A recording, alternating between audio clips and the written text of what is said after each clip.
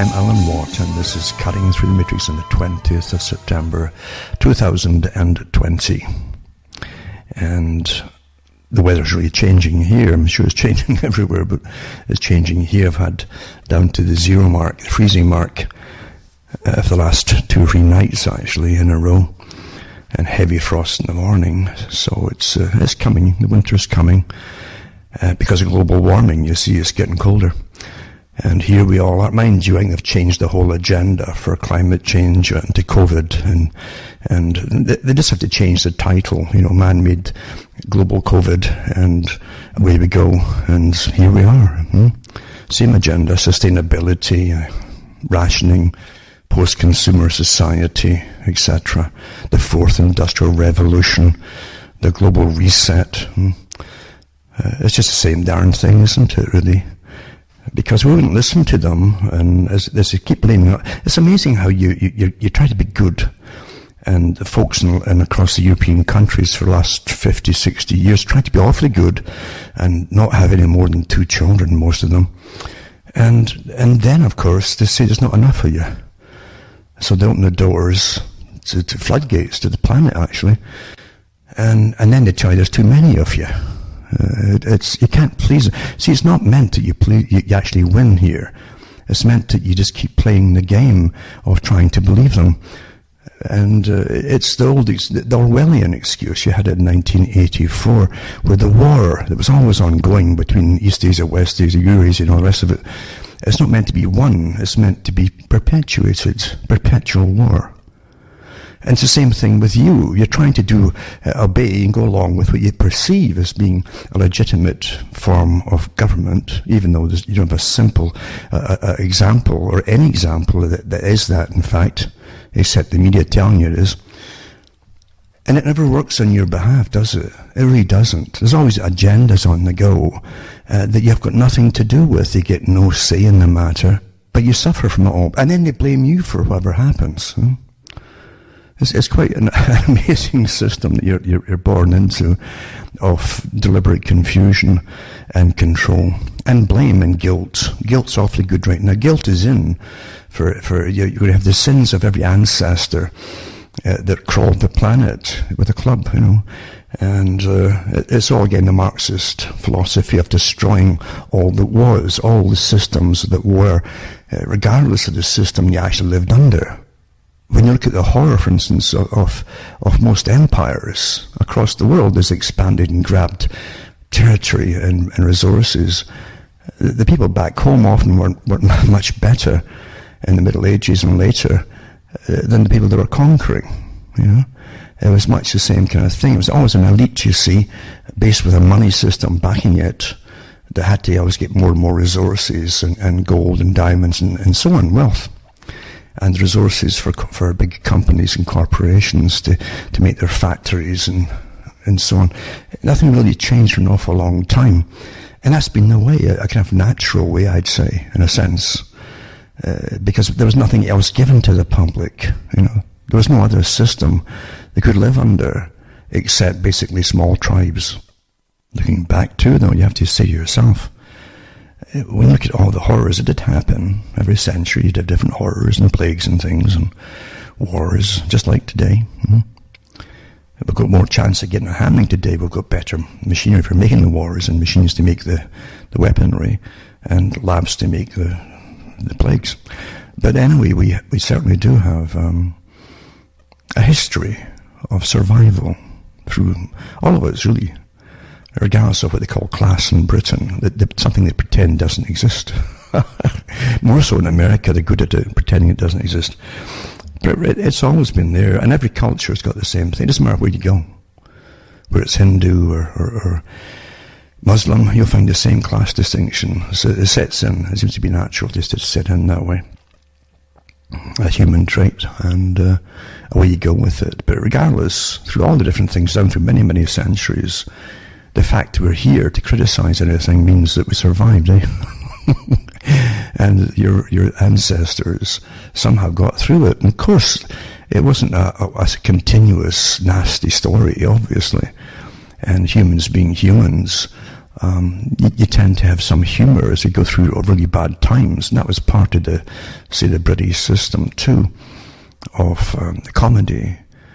It was all kinds of humour, based to the highest level of sophistication, but it was all to do really with hard times. And you'd knock yourselves about a bit and laugh as you looked at all the ridiculous things that happened in your own life and your parents, grandparents, and all the way back too. Because we have that ability to get through really horrible times.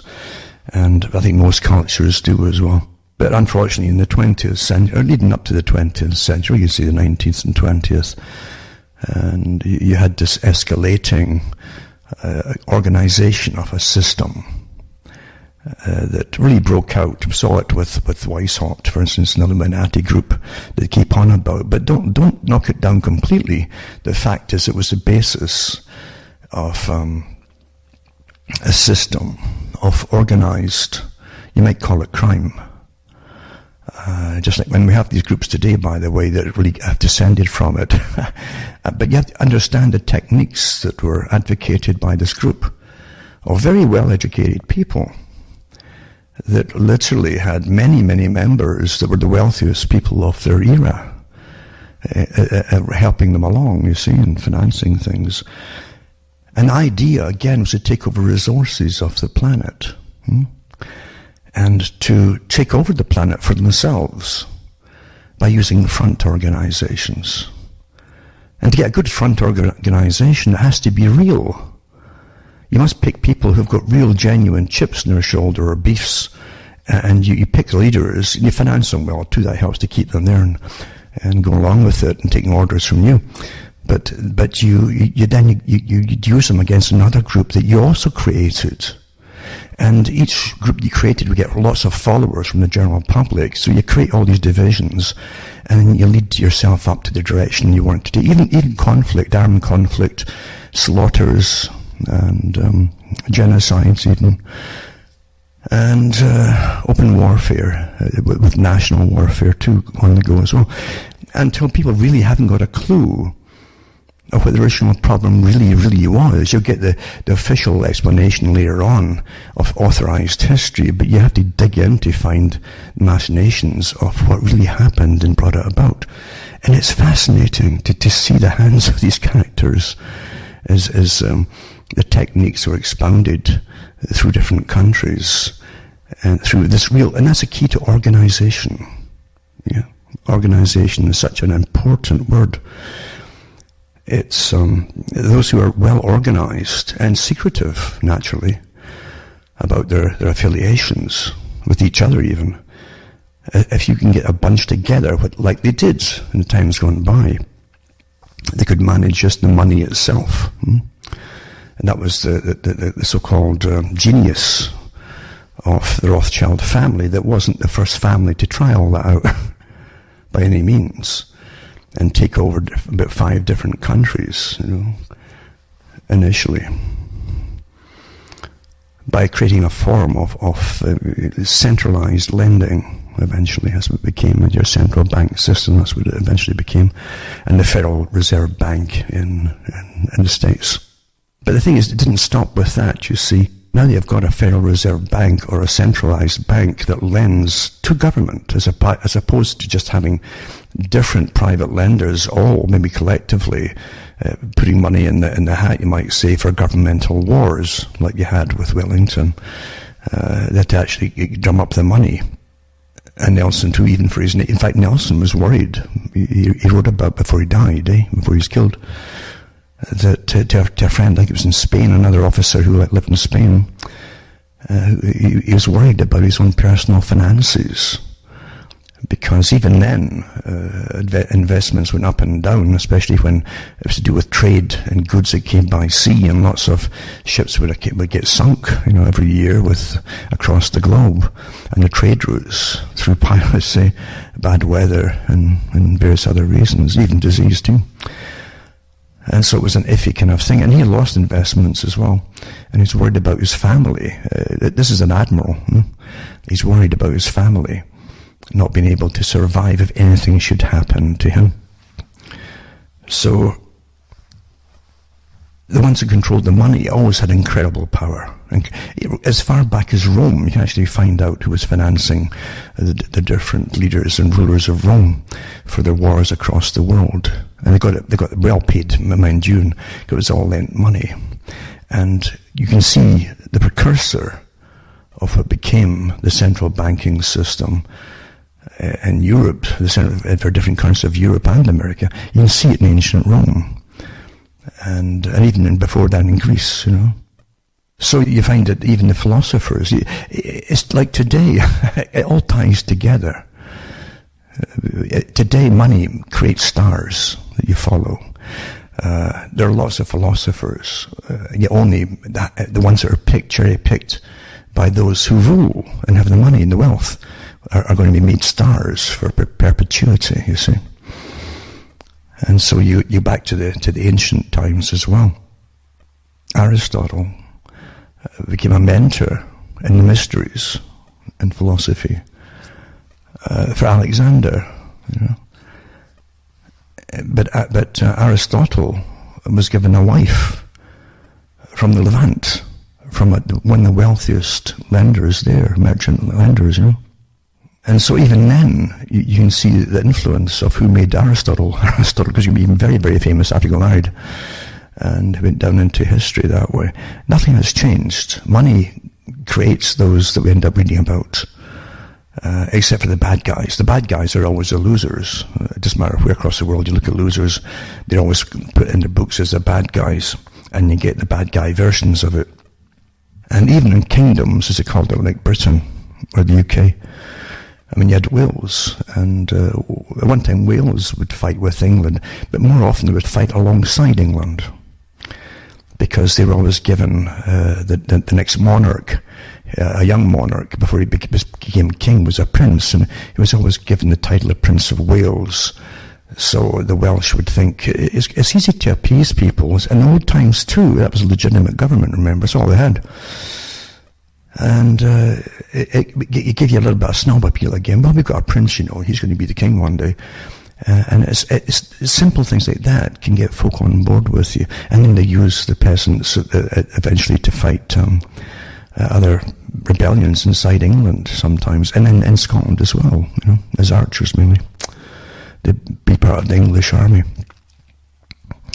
They had Northern Ireland as well. Really, that got hammered since Queen Elizabeth the first time, and which always is a little thorn in the Scots, the Scots side, because in Scotland they don't ever address Queen Elizabeth, the present one, as Queen Elizabeth II, because she was never the Queen Elizabeth I was never the queen over Scotland, So there wasn't a first for Scotland, you see.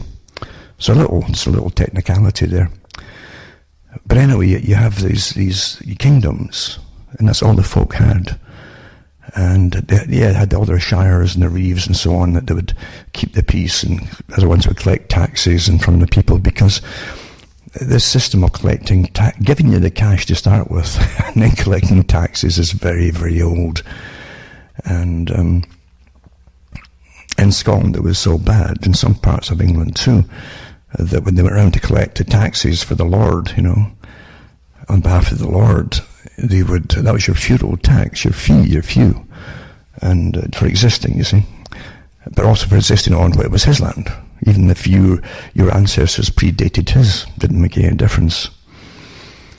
And that's the power of might, you see. That's what everything was based on, power of might.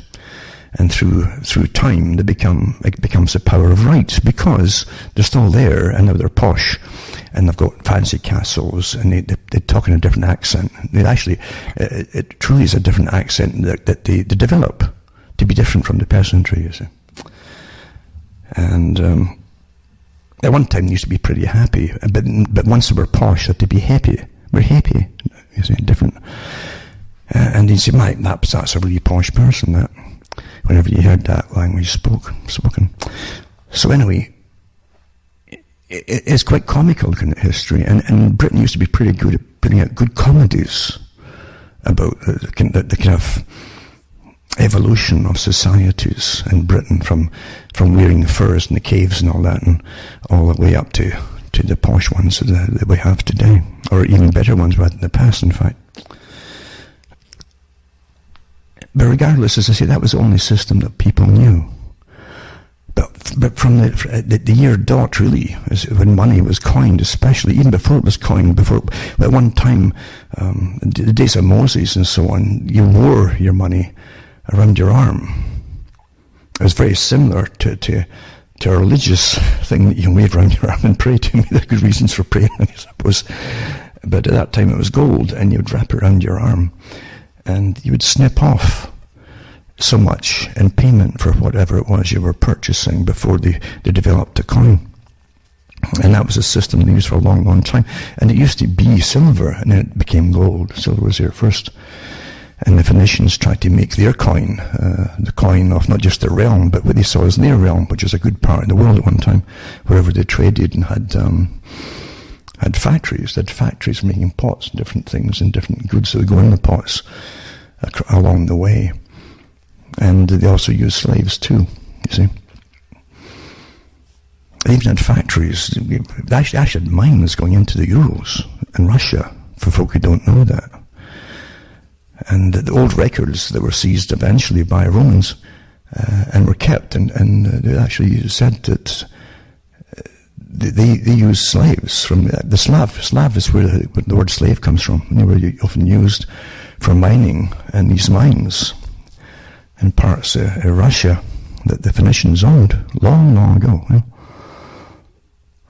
And then they worked out the cost of a slave according to how long he would live, because they only lived a certain amount of time in these mines. And it could be days to weeks, depending on the type of mine, if it was wet, dry, and so on. And sometimes they'd have to go through things like asbestos. Realize where you actually have to cut through asbestos that you'll find in amongst chalk areas when you go through chalk.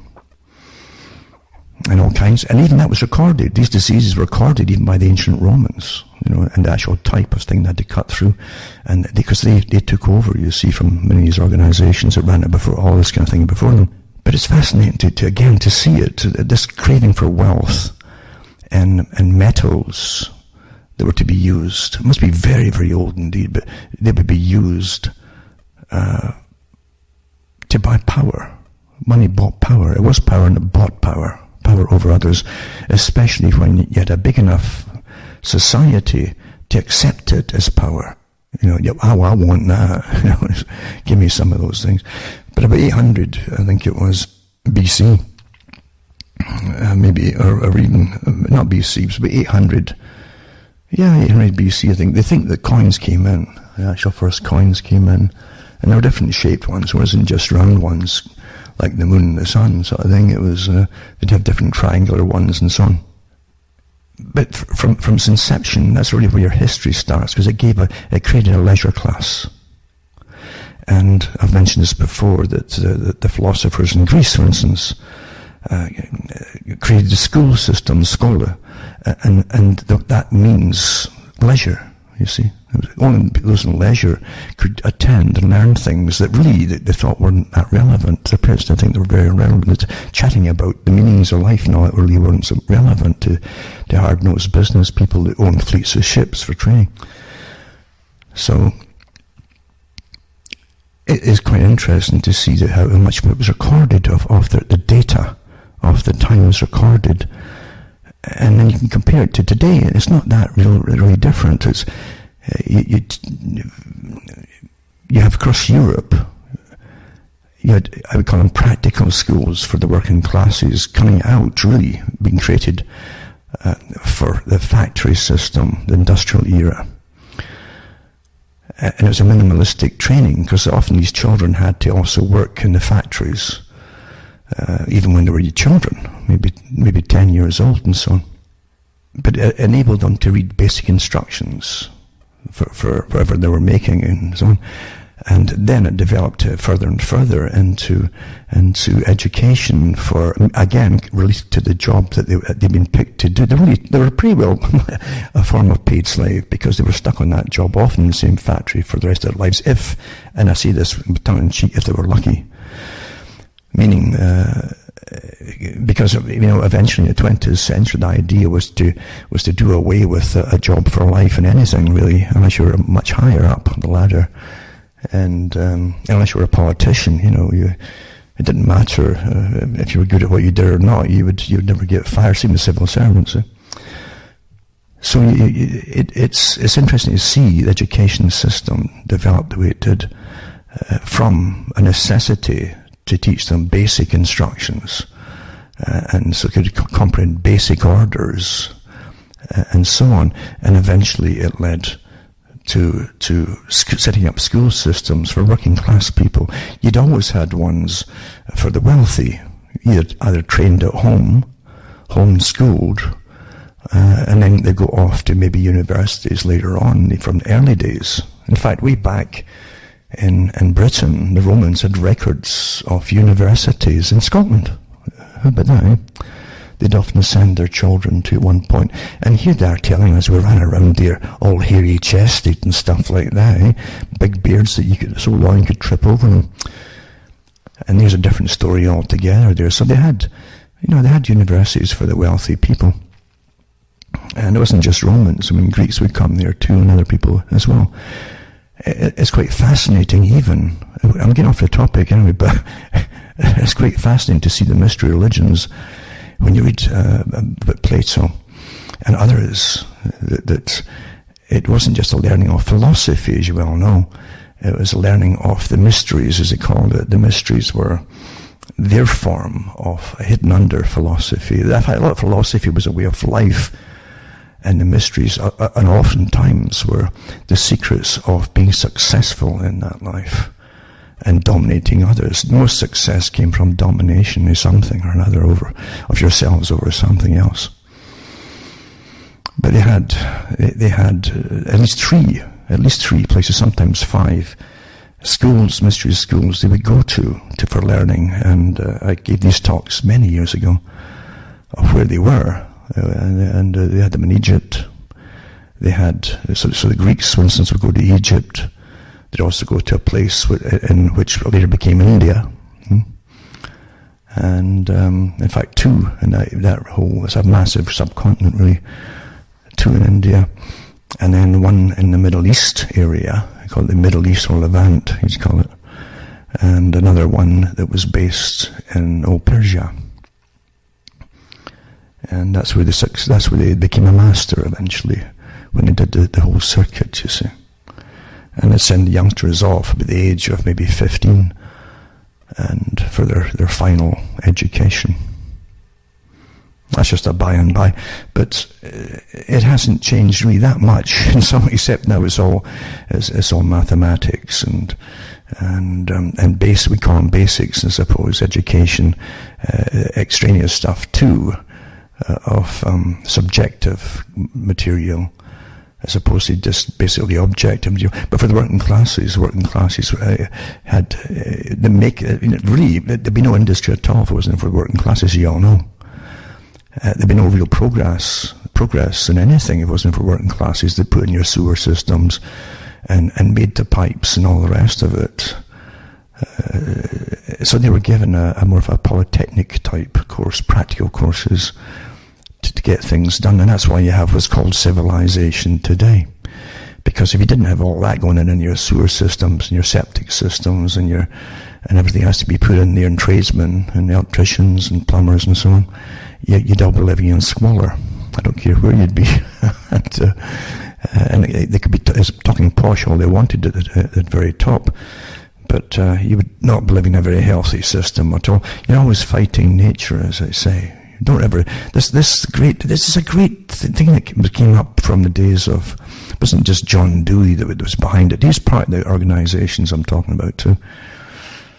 The World Wildlife Fund and Prince Philip, and going way back again to Darwin, and the most favoured races theories, etc. I mean, and also the ones that should maybe get, even amongst your own race, weren't up to par. This is where eugenics all came from, going back to Thomas Malthus as well, who came out with the scale, there's too many people and eventually they'll be standing on their heads. He didn't need the computer then. They just did mathematical, equations, and worked out if so many people had so many children today, and by the year so and so they'd all be standing on each other's heads. and nothing happened the way he said it, and everyone was going to starve to death as well. But he had the ear of kings and queens and governments in his day. And that's where it started. And he did a lot of good, lovely charts, like the ones he'd churn out, just like the ones you'd churn out for COVID, with all the big spikes and everything. And it's very impressive, all these charts. It convinces a lot of people. But he was wrong again. But that idea was always there, because there was always a fear from the people he served that the real nobility in all nations, they all have had the same thing. If there's too many people, maybe the people would overthrow them for any they're always living in fear. And also too many people would eat all their food supply and take all the space up, then they might die as well when there's too many people. And that's always been a favourite theme. There's too many peasants, you see. Now it's not just peasants, so say, under COVID, are you necessary, are you not necessary, and that's how you got you all worked out, according to your age, gender, physical abilities, mental abilities, etc., etc., etc. Necessity. Are you essential? Are you an essential person? Should we keep you alive? That's what bioethics is doing now too, isn't it? That'd make you sick, wouldn't it? Doesn't change that much. But we'll live through it, and it keeps going on and on and on. And as most folk pretend it doesn't exist, they don't really mean that, And they get the guys like Sir Attenborough, odd name, that Aten, from ancient Egypt, Attenborough, the borough of Aten.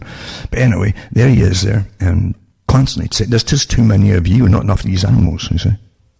And he doesn't bother. He never gets lambasted for what he says either, does he? Have you noticed that?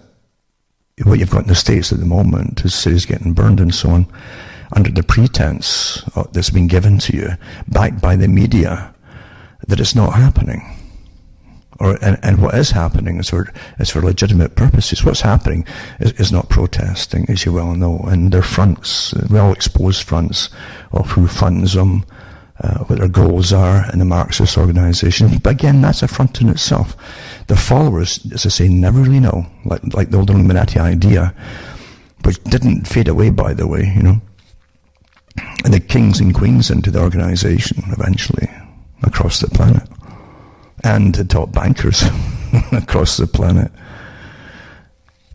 who all profit, by the way, on the wars and everything else goes along with it.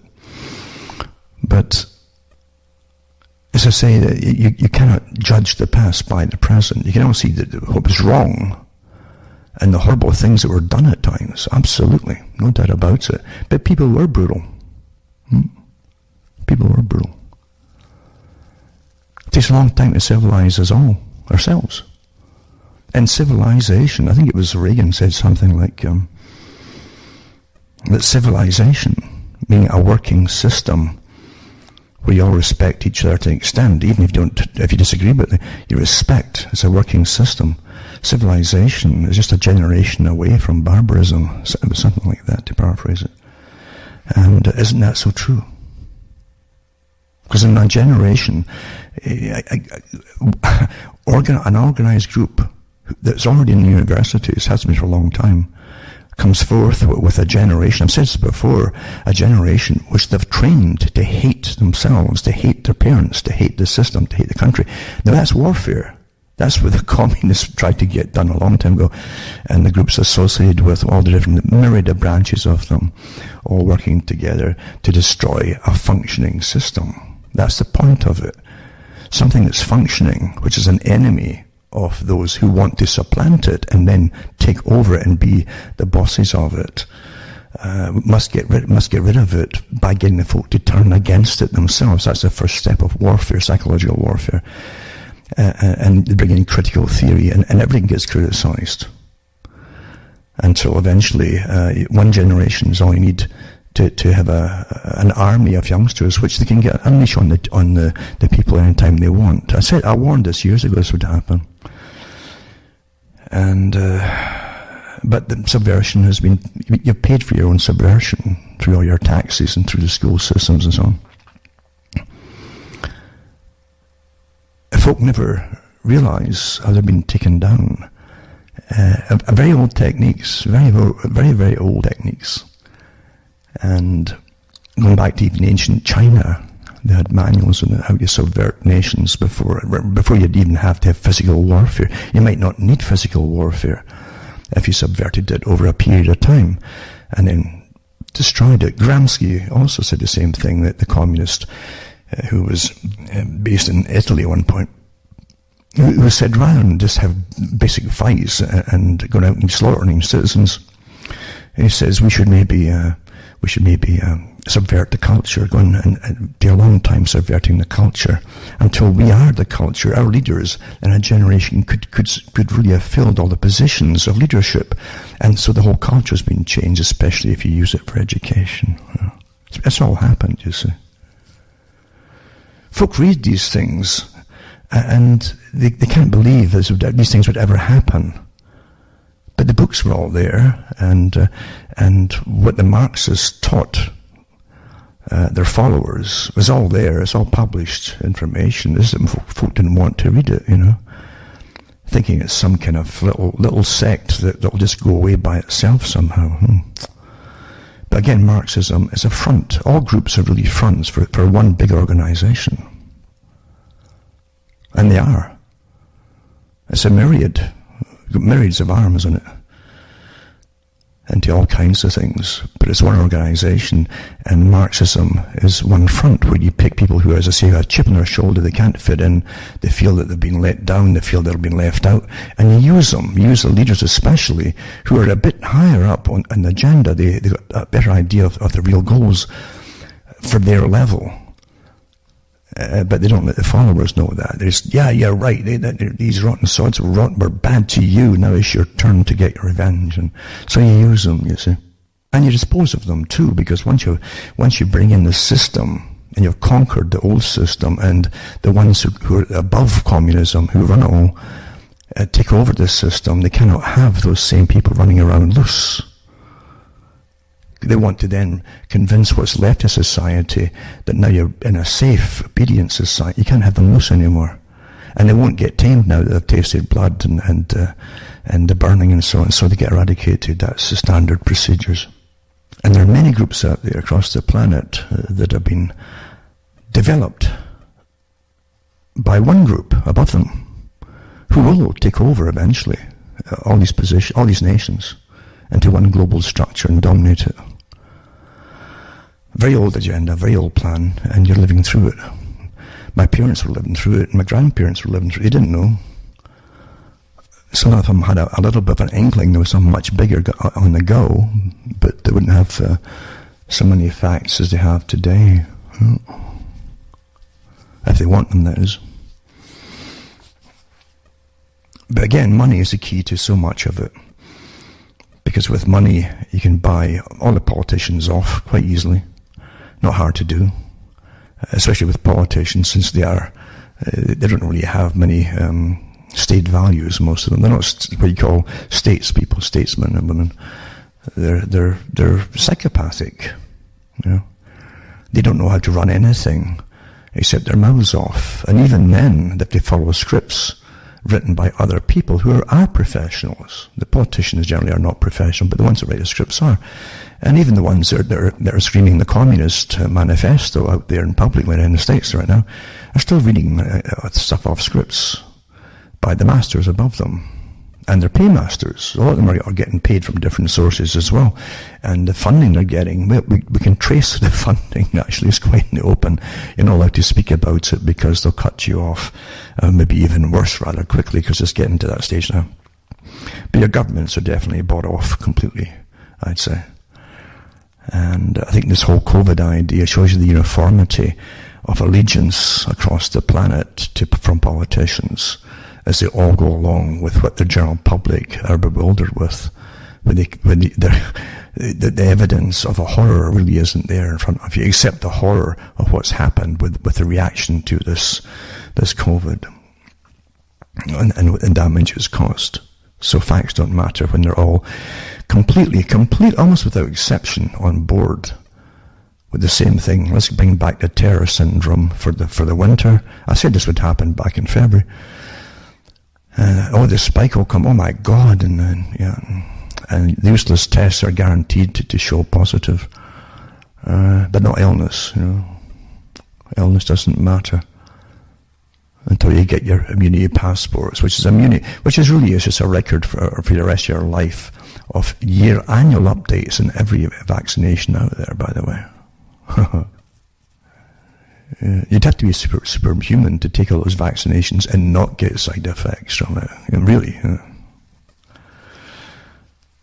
But all the politicians are completely on board. Britain's gone overboard with it now. You can see them. And tonight I'll be putting up different articles about that and Australia. Australia's a good case and study, actually, on what they're up to with something you would expect to have seen in a banana republic, with the way that the police literally are dressed like the space age.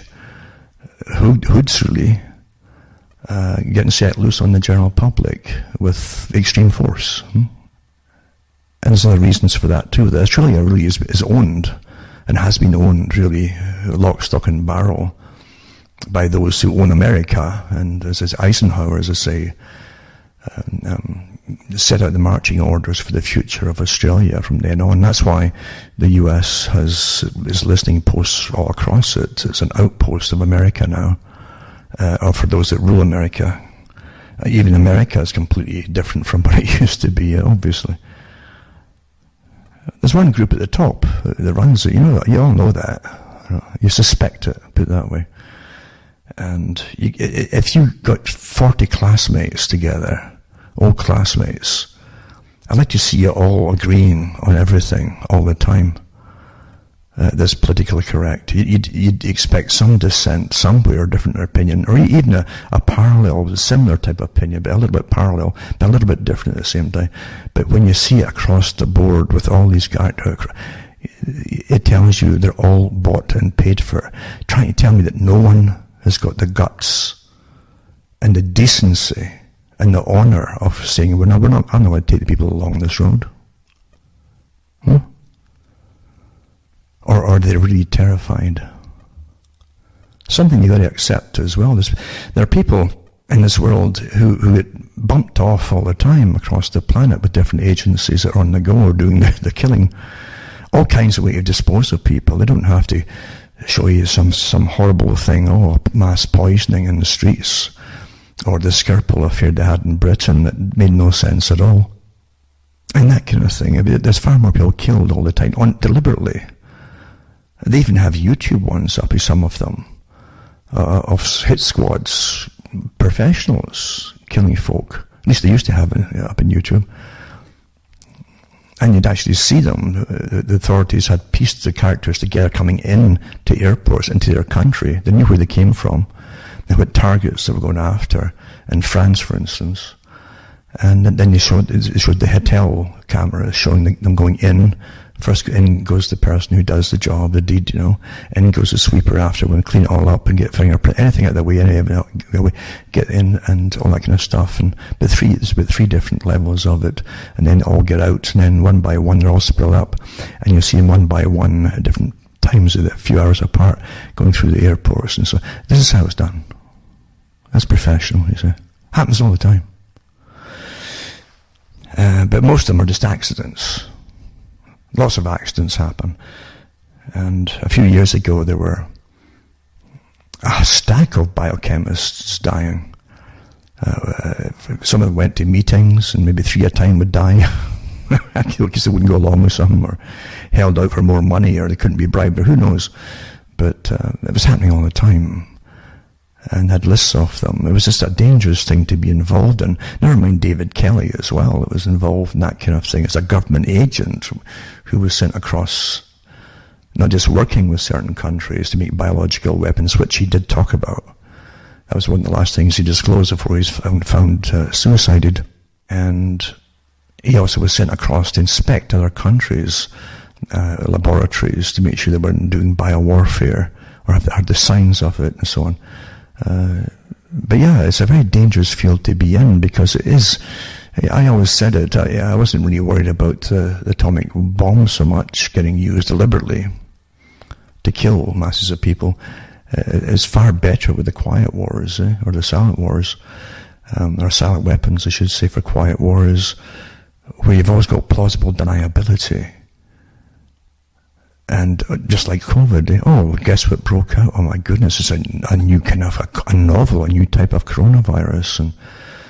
And out comes all the data, bit by bit, even right down to how it got to China, and once with all the data there, all admitted to, from the lab in China and so on, and here's this gene sequencing, and here's the 4 inserts, etc. And the cleavages in them, and how they put them in, and yada yada. And then the government gets a bit restless and changes its tune and says, oh no, it probably developed naturally. After it was admitted, they got the coronavirus that came from North Carolina University. Fauci had dominion over that area too, had it sent over after a meeting in the States with the Pentagon and the rest of them, that this is a bit too dangerous to do gain of function, making it more infectious in America. If it got loose, they said, and I've got the papers here, and we've all got them, it's been up on the internet too, and if it got into the public, it could be disastrous. So they gave it to China and gave them the money, millions of dollars through Fauci signing agreements to continue the work, and bingo. But then we're told now it just happened to. But regardless, and now you've got another woman from China coming over, another defector last week, saying, yeah, she worked on it too. She was given it to investigate once it had broken out in China, and they realized what it was too, and saw the gene sequencing of it all. And it was, she claims it definitely came from the China lab. Regardless, everything is pro and against, isn't it? It's everything. This is all massive psychological warfare at the same time. Until the general public won't be able to make their mind up on anything. That happened with 9/11. Same darn thing, exactly the same thing. You get all this evidence coming out, and then once they give it maybe a week to soak into the public and get it repeated, and so, and then they come out with a completely alternate reason for everything happening. And then after that, they added more and more things. Maybe it was this, maybe it was that, maybe, until the public switch off. That's a psychological operation, you see. So we don't know where we are with the COVID yet. Except we do have the trail that certainly a COVID type was given to that lab by the Fauci. In fact, this defector said, ask Dr. Fauci, he knows all about this.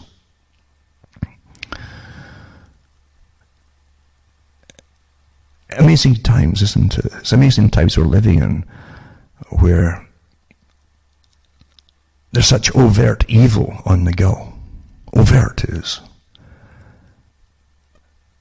And the public feel the evil. They'll try to find other ways to describe it. They feel it. They're either at least uncomfortable, right? Or right to those who are absolutely terrified of what's coming down. But we have to remember that you all have voices. All of you have voices. And to stop the greatest evil we've seen probably in our lifetime across the globe, you'll have to start saying no to different things. No. Because this is a hell on earth, like a permanent hell on earth is coming down now. Absolutely. And don't be terrified by the brutes that are set upon you. Governments go this way when they're utterly corrupt and desperate. They'd rather you all just comply, naturally. But when they go to brute force and try to show horror, actually, through all the media that they've got to terrify you further into compliance, you've got to start saying, no, this is enough. This is, and you've got to, when you get through this and win, by the way, you've got to get all the policemen's names, their badge numbers, their supervisors, the politicians that advocate, and they all go on trial. I mean on trial. Publicly on trial.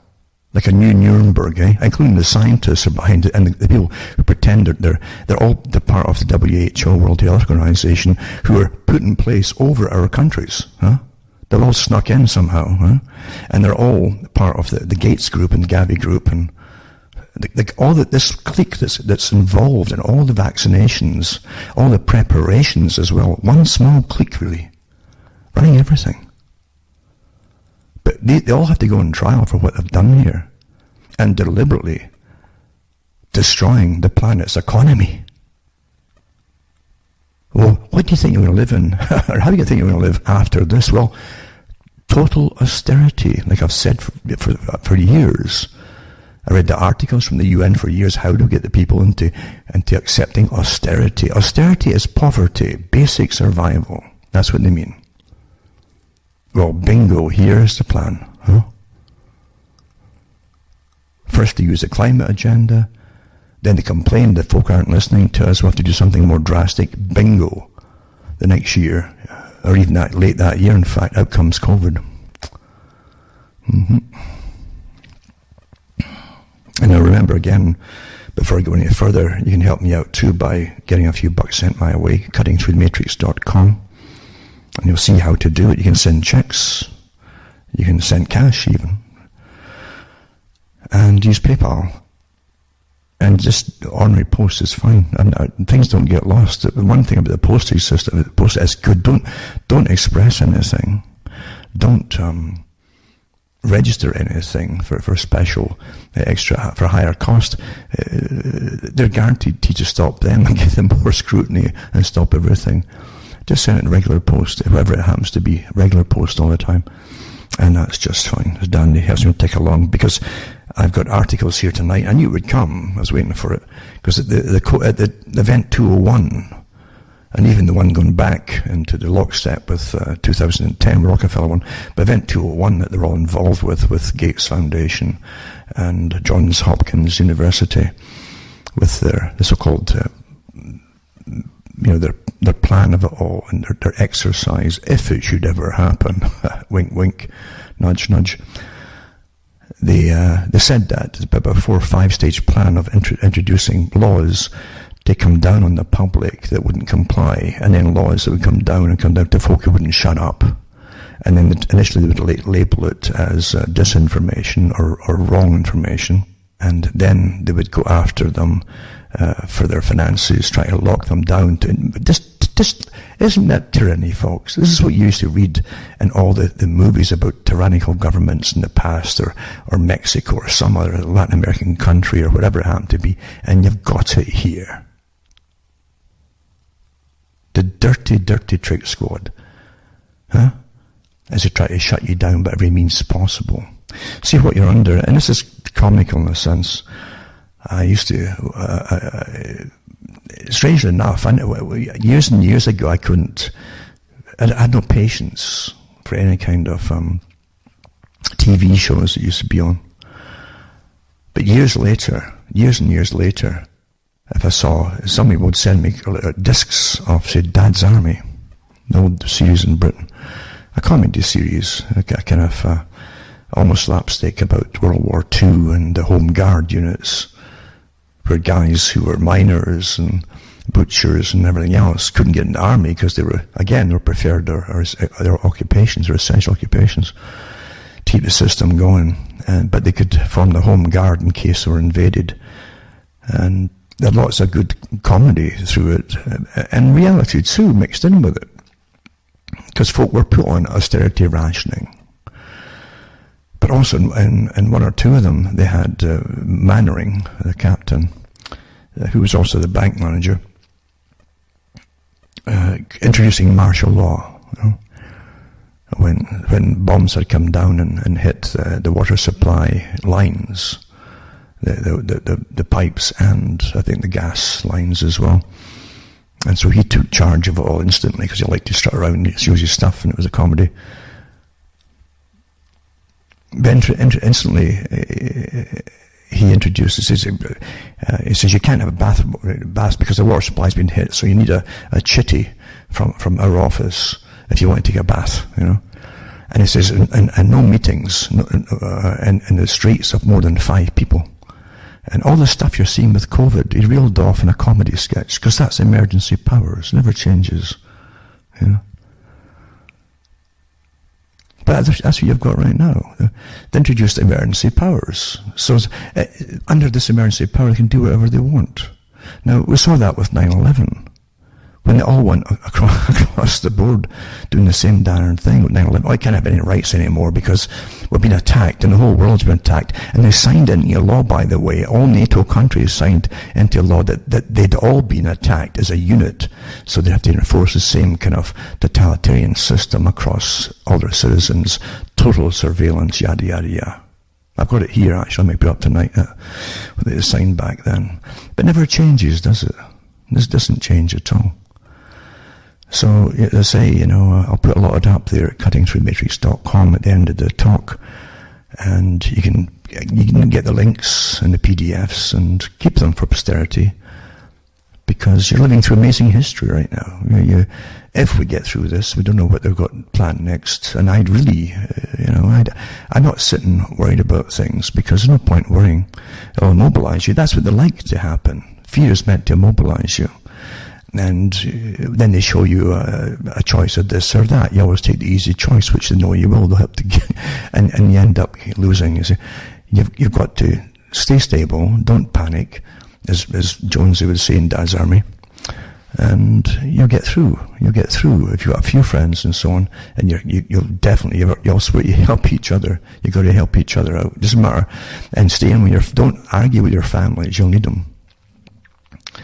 And some folk will crack up, there's no doubt about it, during all the things that are coming down the pike. And the authorities know that too. We're guided like a herd of sheep, step by step. You understand that?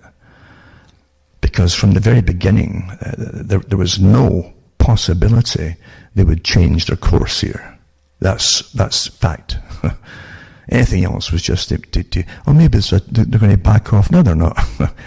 And I said that again back in February, I says, Fauci's laid down the law, what's going to happen, you'll never get out of your homes, never get back to work, never go back to any kind of thing that you thought was normal, unless you get a shot, and you also get the cards, the immunity kind of passport, the Gates idea, which also is the World Health Organization, which he pretty well owns by now with the money he puts into it. And he himself is a front man for the same secret organization we're talking about before. Think James Bond. As I've said so many times, the biggest problems in the James Bond series were never really countries. But they had these private, shadowy organizations. They had their fingers in everything. You had the same kind of thing in Sherlock Holmes with Moriarty. And this incredible genius organization of criminality across the planet. They had their fingers in every pie, and as I said, even with Moriarty, you couldn't whisper something anywhere of import that one of his spies wouldn't hear. They had so many of them. It's not too far from the truth, folks, especially now with all the surveillance upon you all. And they want to push us like a herd of animals, step by step by step, down a pre-selected path, predetermined path that they know they're going to start. So again, cuttingthroughmatrix.com, you can buy the books and discs and send me a few bucks my way as well.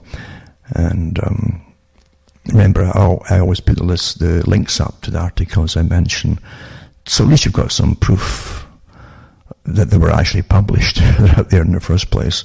Doesn't mean they're 100% true. You can never be sure of certain things, but you get more validation than normal. It's not just hearsay. There's a lot of fake news getting put out deliberately by the other side, by the way, for folk to grab a hold of, in the hope that you'll publish it, then they can point to you. Oh, look at fake news, and then you lose credibility. This is total war. I mentioned the group in Britain.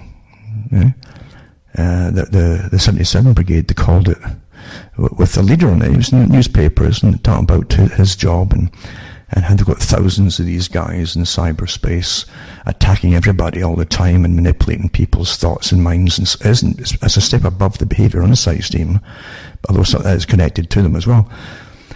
But they attack everybody massively. So there's one in Canada too. We're working with them now. I've got that up for tonight. I'll put it up, where they have a team working with the military of Canada to attack people who are going to complain about. So I keep saying Trudeau's plan. This guy couldn't plan anything, But so it's not his plan. Canada's well in the bag of control. It doesn't need any figurehead would really do right now. But they've got perfect compliance with the politicians in Canada pretty well. But yeah, they're going to turn the troops loose eventually. And by the way, Canada will be using the troops as well, going round doors to door. It's a martial law scenario, I got it here. And so is the States. It's all the same thing across the board. And to the very end, they'll use basic, we're really pretty well nice people, and they're just going to help you here. And you'll get images of guys with rifles helping old ladies across the street. That's what you'll put in your head, you know, the first thing from the truth. But it's for total compliance. Even have a staged plan of those who will comply, those who won't comply. They've already got made up, and the ones who are already speaking about it and how they're going to deal with them, including imprisonment. But that was also in the early plans that I read months ago. It's just confirmation of the same thing. Australia, of course, is doing that already, so they're going ahead and just grabbing folk who show that they have a different opinion. There's a price you pay for having different opinions. Quite amazing. But that's the system we're living under. And there's so much happening right now too. You probably already heard about Newt Gingrich, who was in Fox News a few days ago. They were talking about the riots in the States, the protests in the States. And he said, and I've got a link to it in the whole thing, and I think it's up on BitChute still, at least. And he said, he says, when you see these attorney generals, these are district attorneys and so on, they're being put in place across different states in the US, and the funding behind them all came from the same source. He mentions the source, and it's taboo to mention the source, by the way. Literally taboo, like illegal, in some countries. Who funded them, some of them with millions of bucks behind to get them in, who literally some of them have concepts of having no prisons at all, but they're not even putting the rioters and the arsonists they're catching in jail. They let them go right over. So they're back in the streets just doing content. This is a total revolution. They know who's behind it, financing it, the different people. Well, why don't they arrest them? It's because, again, the guy, this guy, we all know who he is.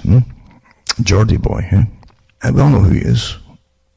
He's obviously way up there already in the controlling, at least in a part of the controlling system of the whole planet right now, funding this across the world.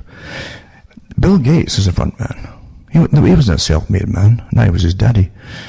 They put these people out there, and they have missions. And they'll live awfully well their entire lives. They got a lot of publicity and be made to be important, but they're all front people. Absolutely, no doubt about it. Anybody in the communications area too is absolutely a front person. I don't care what Facebook or anything else is there for you to peruse. And you have to look at the CIA and say, what is the CIA? What on earth is it? Really, Have you had anyone ever explain what the CIA actually is in this day and age? You all hear, it started off with the OSS during World War II, and it was a combination of the British Secret Service and also this overseas Secret Service, SOE group as well. Long stories to all this stuff. Anyway. That's what it was to fight. It was to fight Germany at the time. Oh my goodness, yeah, and they put their agents in all media. I don't think they ever left to give the right kind of propaganda. George Orwell mentioned was in it during World War II. So was Arthur Kessler, Bertrand Russell, and a whole bunch of other people, and they had communists in there too. Did absolute card-carrying communists. They're all pals back then, because remember.